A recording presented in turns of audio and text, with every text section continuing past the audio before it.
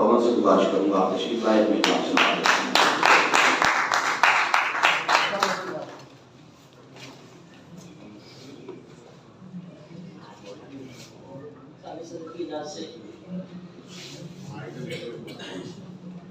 شاعری یوں ہی نہیں مثل کمل ہوتی ہے، شاعری یوں ہی نہیں مثل کمل ہوتی ہے، درد لفظوں میں پروئے تو غزل ہوتی ہے۔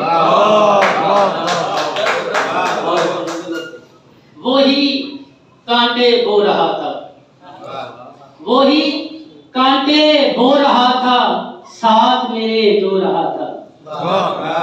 اور یہ دیکھیے گا، مجھ کو آدھا کر گیا ہے، مجھ کو آدھا کر گیا ہے، میں مکمل ہو رہا تھا۔ اور یہ غزل کے چند اشعار ہیں کہ آسمان سے زمین پہ آ جاؤ، کیا بات ہے، آسمان سے زمین پہ آ جاؤ، ہاں کرو یا نہیں پہ آ جاؤ، آسمان سے زمین پہ آ جاؤ، ہاں کرو یا نہیں پہ آ جاؤ، ایک نظر دیکھنے کی حسرت ہے، گھر سے باہر کہیں پہ آ جاؤ، ایک نظر دیکھنے کی حسرت ہے، گھر سے باہر کہیں پہ آ جاؤ، تم یوں خاموش لب نہیں سکتے، تم یوں خاموش لب نہیں سکتے، بات کرتے یہیں پہ آ جاؤ۔